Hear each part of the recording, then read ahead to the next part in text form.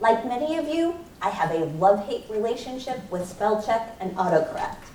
While these tools can support accuracy and efficiency, they can also create untold frustration.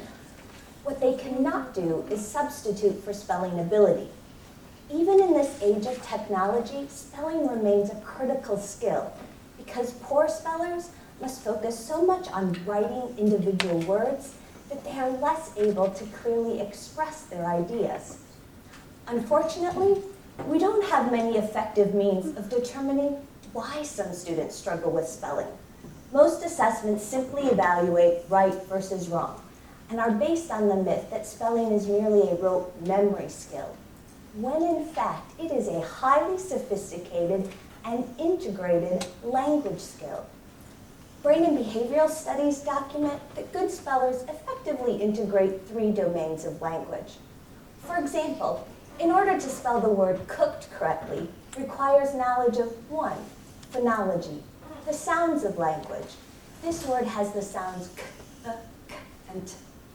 2, orthography, the rules for representing those sounds. The sound k may be written by a C or a K, but never by CK at the beginning of a word. And 3, morphology, those smallest units of meaning. This word has the past tense marker, which may sound like a t, but is always represented by ed. The figure above shows how 3 students might differently spell this word due to errors of phonology, orthography, and morphology.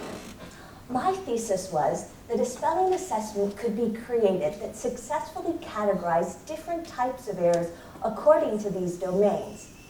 After developing such an assessment, I examined over 20,000 words spelled by children with hearing loss and found they make more errors in the domain of phonology, or the sounds of language.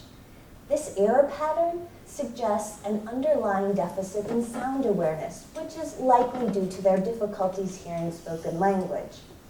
Thus, this approach to spelling assessment has wide application because it allows for the categorization of different profiles among any struggling speller. And more importantly, it provides some insight as to the underlying cause. It is my intention in the future to use these profiles to develop targeted interventions in spelling.